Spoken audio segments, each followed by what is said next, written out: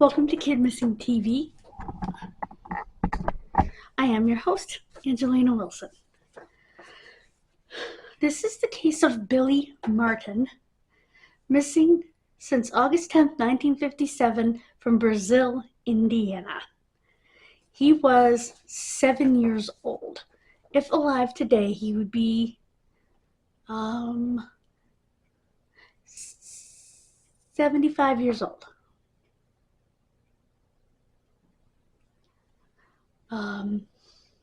He was 3 feet tall, 55 pounds. He was wearing an orange and brown striped t-shirt, blue jeans, and brown sandals. He had black hair and brown eyes.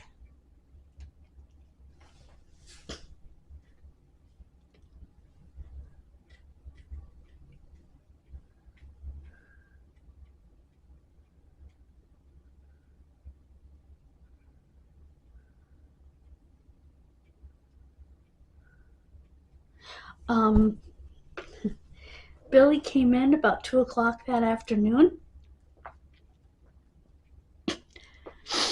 with a dirty shirt. The mother asked their lodger,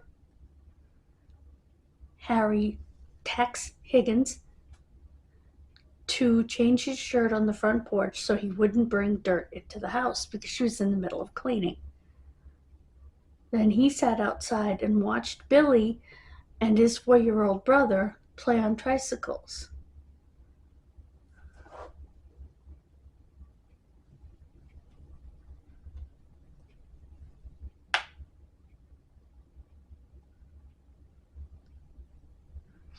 At 3:30, Billy's brother came home crying because he had an argument with Billy. When Mom went outside, she noticed that both Billy and Higgins were gone. She wasn't concerned about it and continued to work in the house until 6 p.m. when Higgins came back without Billy.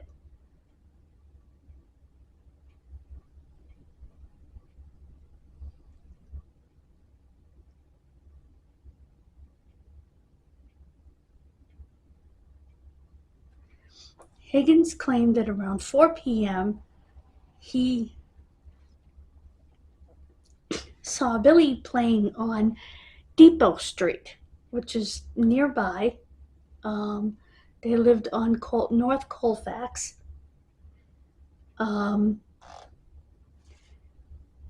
He almost hit him with his car. He scolded him and told him to go home.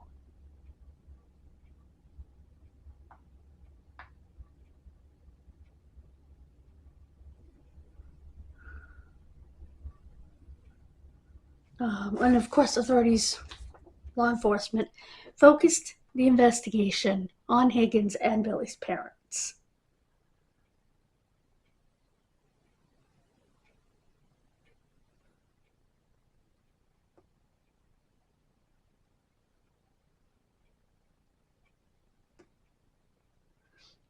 The polygraphs showed, which were given to Higgins, the parents, and an aunt for some reason, that the parents and Higgins knew more than they were saying.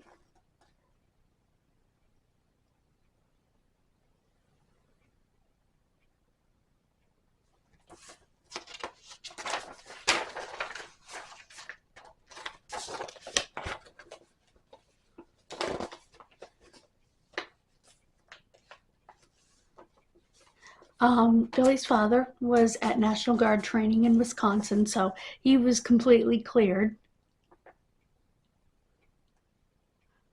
Both of Billy's parents passed away in the 1990s.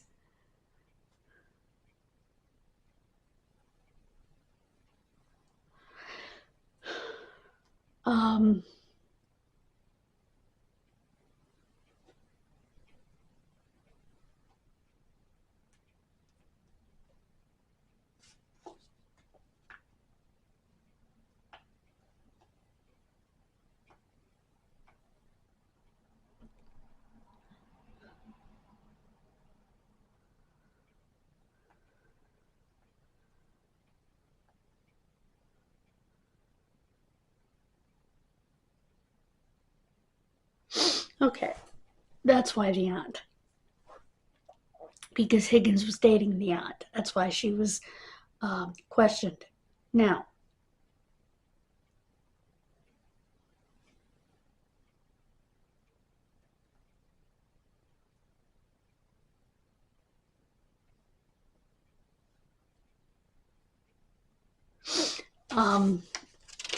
I have opinions here in this case. I believe, now, I should mention, well, it doesn't really matter, but their farm was owned by a lady who was kind of a legend in the town, Florence Laureen Evans. She also owned a thrift store / antique store in town.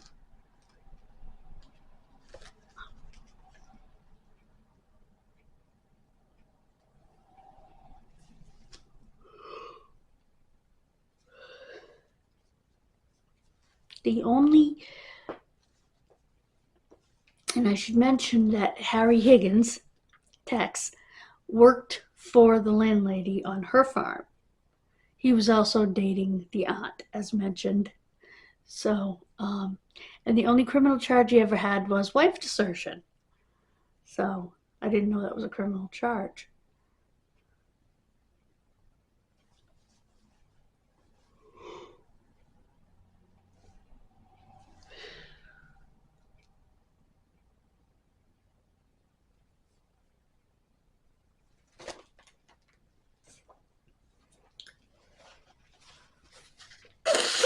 Okay.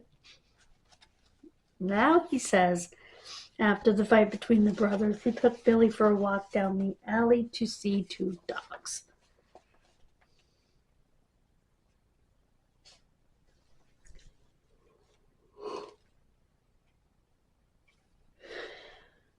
To look at some dogs. And then returned Billy to play.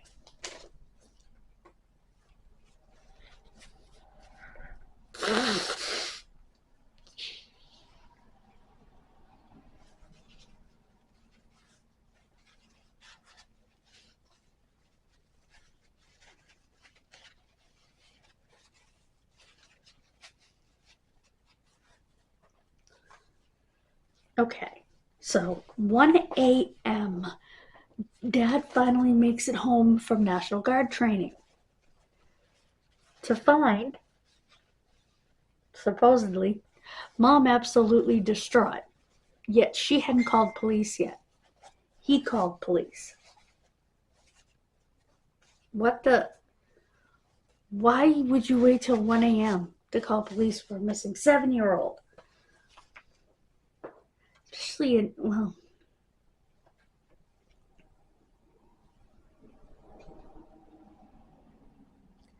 Now, this says he was 3 feet tall and 55 pounds. Elsewhere it says he was 3 feet tall and 30 pounds.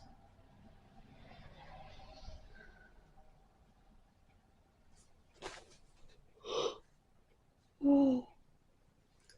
Excuse me. And there was a carnival going on that their older sister had walked to. About a mile and a half away. She was 10. To me, that's just, ooh. But you gotta remember it was 1957. That was a different time. My father was 13.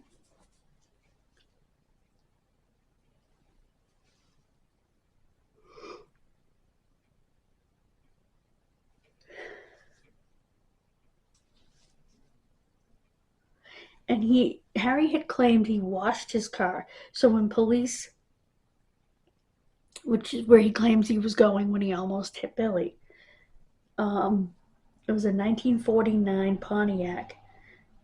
The outside was extremely dirty,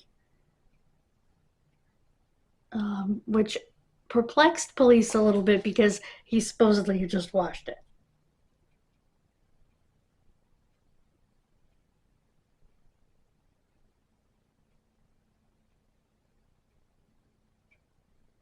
Then they decided, well, maybe he just collected some dust on the way home.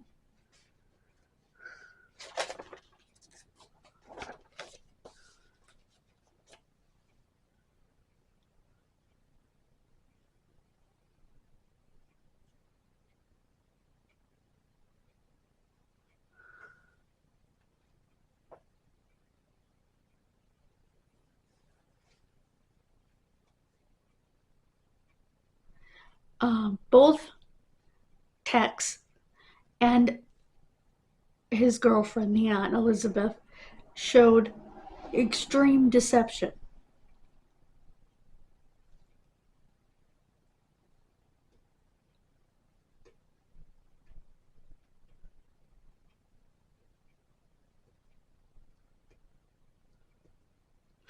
And the parents didn't believe he had anything to do with it.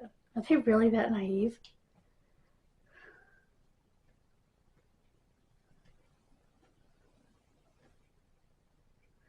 Um, 10 days after the disappearance, they did receive a tip, police, from a lady named Ollie Ebner. She called them after witnessing two men carry what appeared to be a sagging object held in a blood-stained quilt toward a lake near her home. She sent her husband and son to investigate.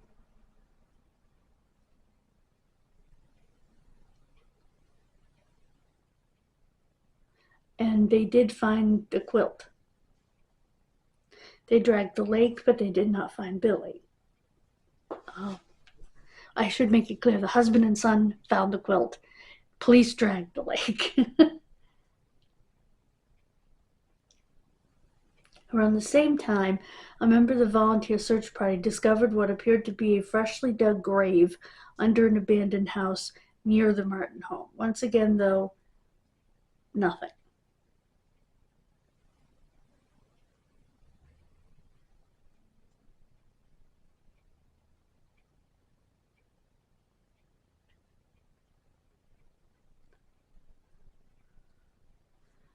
In December, yet another new lead.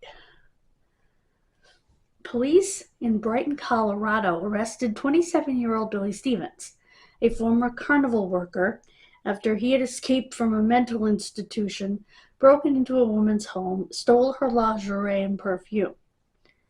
When he was taken into custody, he had a newspaper clipping featuring Billy Martin's case. He claimed the story about the rodeo on the other side was his reason for keeping the clipping.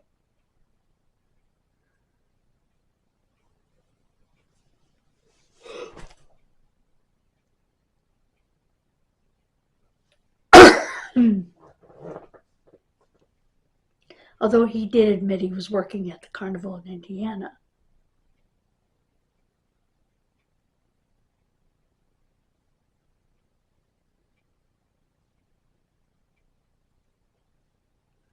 He did confess, but he was very schizophrenic without treatment, and they didn't believe it.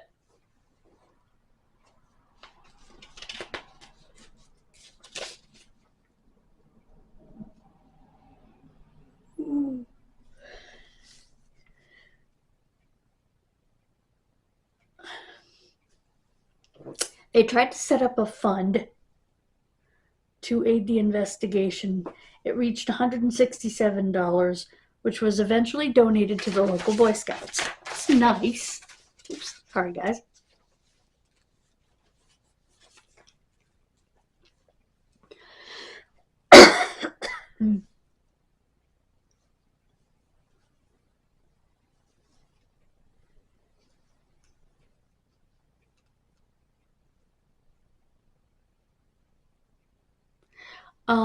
That Christmas, his parents still bought him gifts, and the following summer, his grandfather went to the carnival because maybe he ran away to join the circus. And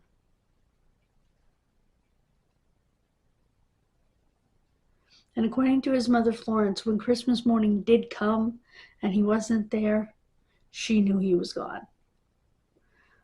She passed away at the age of 71 in 1993, and William in 1998 at the age of 80.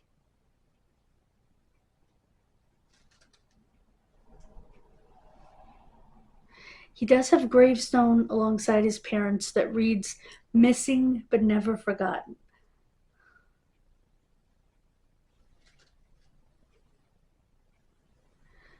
His brother Robert is still living.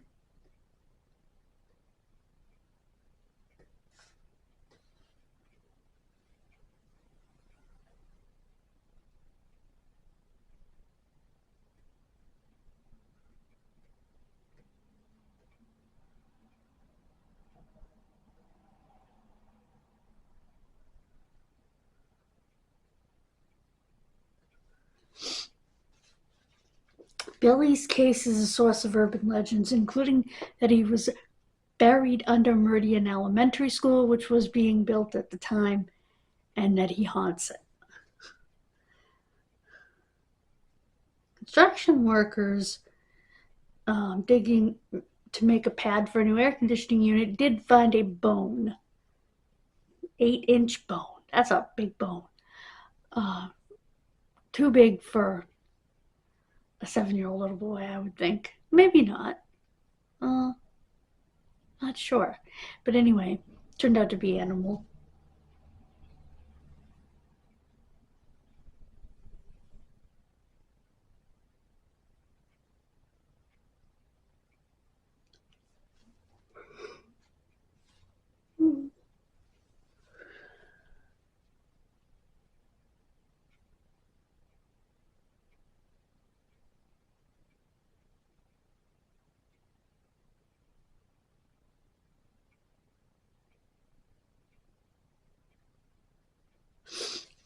Legend also says that Billy's body was concealed in a trunk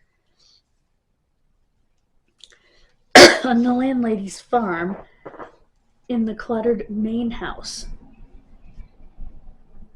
She was killed in an automobile accident 10 years later in 1967.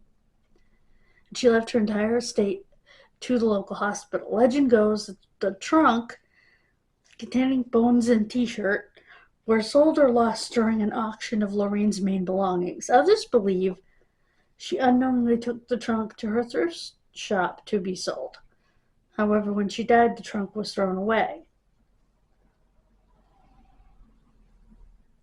with heaps of other junk she had attempted to sell in the store.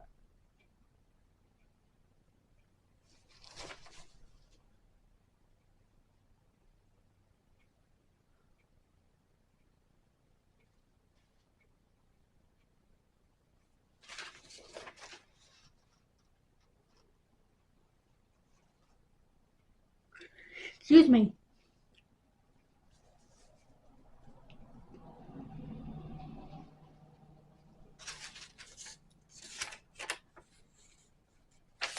Okay, here's what I think. Here's what I think.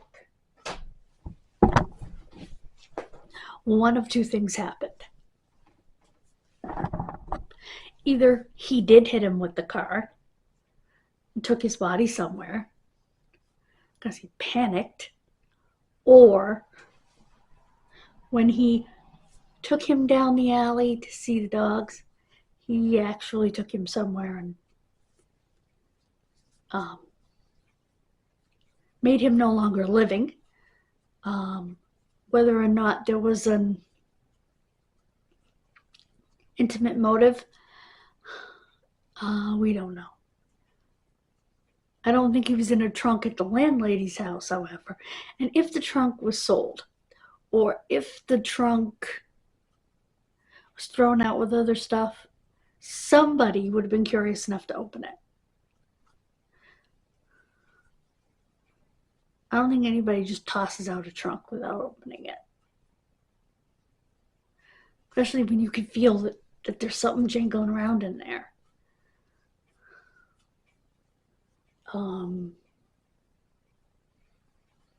Could he be buried on her property? Yeah. This woman was a little strange. She had sawed up bones in jars in her basement. They were animal bones, but still a little weird.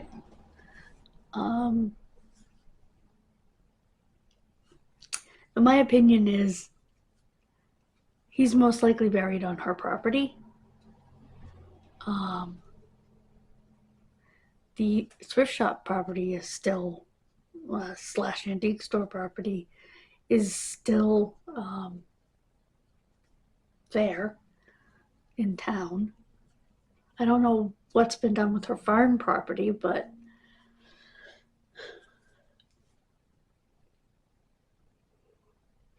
excuse me, I need to take some GPR over there.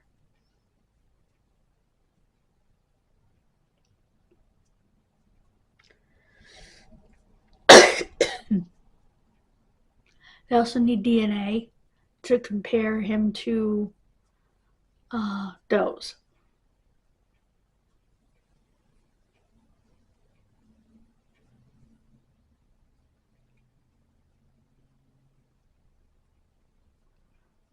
I wonder if the mother knew and accepted what had happened,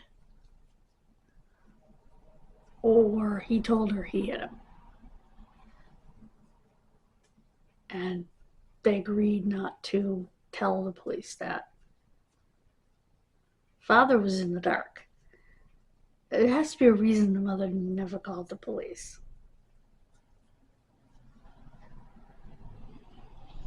I think her being distraught when Dad got home was a game. These are just my opinions. Please tell me what you think, because this case is interesting.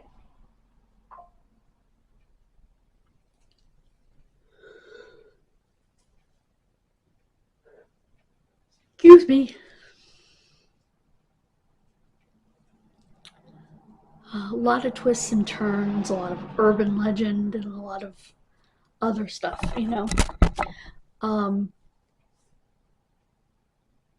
clues. I wonder if they still have the quilt. If they could test for blood. Well, they can, and maybe test for DNA to see if there was ever any blood on it.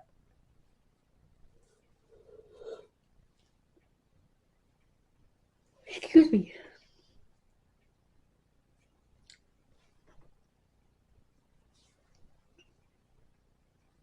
And if there was it his?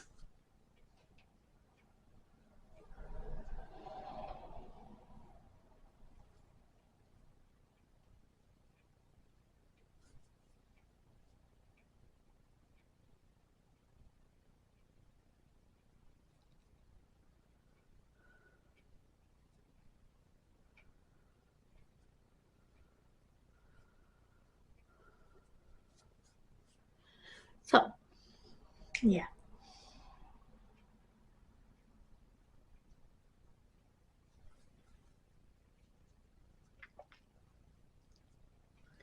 Those are my opinions. Please, like I said, let me know what you think. That's what my gut is telling me. And I've been doing this for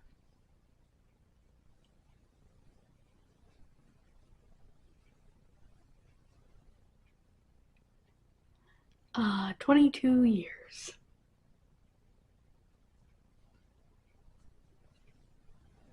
So, I can't believe I've been doing this work in some manner for 22 years.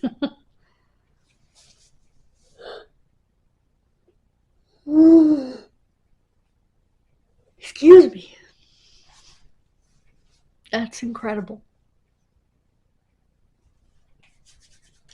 So I will see you next time. Bye, guys. God bless you. Please subscribe. We are well on our way to our 300. We can do this by Labor Day.